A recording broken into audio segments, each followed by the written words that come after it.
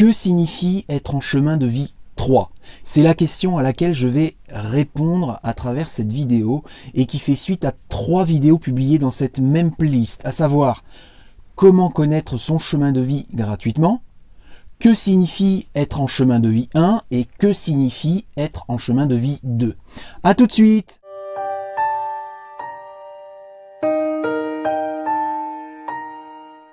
Bonjour les amis spirituels, je suis David, médium, magnétiseur et voyant, et dans la vidéo qui suit, je vais vous décrire le chemin de vie 3, avec sa mission de vie, ses qualités, ses points faibles, et ce qu'il faut faire pour ce chemin de vie, pour qu'il puisse s'épanouir dans sa vie.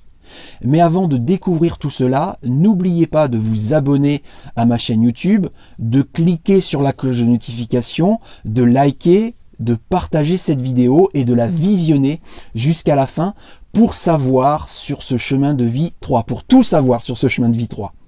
Pour commencer, il faut déjà faire le calcul de votre chemin de vie, chose que vous pouvez retrouver dans une de mes vidéos précédentes, c'est-à-dire comment connaître son chemin de vie gratuitement.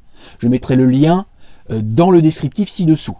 La première chose à savoir sur le chemin de vie 3, c'est qu'il est le chemin de vie de la communication et de la créativité. Donc si vous êtes un chemin de vie 3, vous avez une réelle aptitude pour communiquer avec les gens.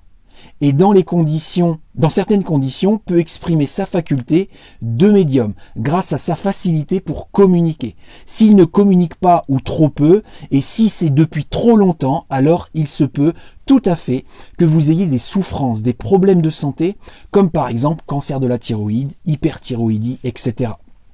Donc, il va falloir communiquer davantage en communication verbale ou non verbale d'ailleurs. C'est pour cela que très souvent, les 3 sont très créatifs et communiquent donc à travers leur création. Professionnellement, les métiers qui correspondront le mieux à leur profil seront des métiers par exemple dans l'artisanat, donc par rapport à la création. Boulanger, pâtissier, dans la couture, la danse, la peinture, et des métiers où il faut communiquer, animateur, coach, vendeur, et j'en passe. Le chemin de vie 3 a différentes peurs, et celle qui est nourrie principalement est la peur de l'abandon. Donc très souvent, le chemin de vie 3 a vécu une forme d'abandon. Un parent qui s'en va ou qui meurt, le divorce des parents ou son propre divorce, une séparation avec un conjoint, l'éloignement d'une personne que l'on croyait être un véritable ami, par exemple, etc., etc. Et c'est souvent à cause de cette peur que ce chemin de vie est égocentrique. Et il doit être égocentrique, c'est-à-dire qu'il a besoin que les gens autour de lui fassent attention à lui, le rassurent en lui disant des choses gratifiantes pour être apaisé et valorisé. Si au contraire ce chemin de vie 3 est davantage altruiste qu'égocentrique, il se fera plus de mal que de bien. Normalement, ce chemin de vie est joyeux, il aime faire la fête, il aime sortir, il aime être entouré.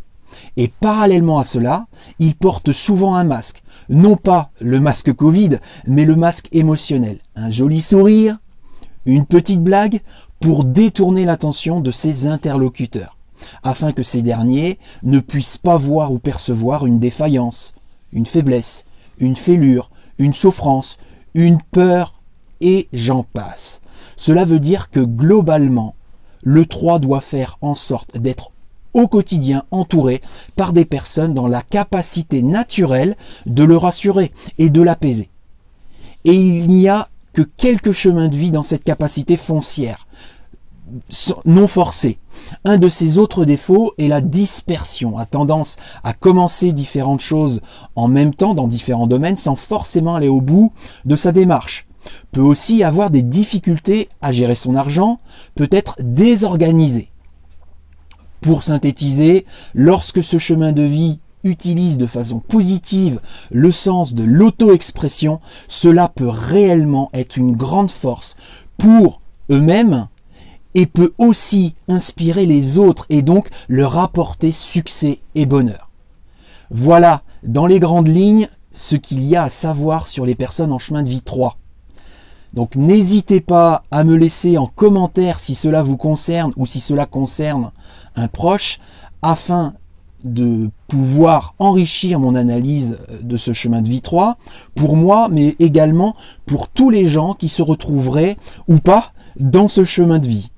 Merci à toutes et à tous d'avoir visionné cette vidéo en entier, de la partager, de la liker et de vous abonner à ma chaîne. Pour finir, si vous avez besoin d'informations sur ce que je fais ou d'une séance de voyance, de magnétisme, de médiumnité ou de développement personnel, physique ou à distance, vous pourrez me contacter par téléphone, par le biais de mon profil Google ou ma page Facebook, dont je mettrai les liens dans le descriptif ci-dessous. À très vite dans une prochaine vidéo. Bisous les amis spirituels. Je vous aime.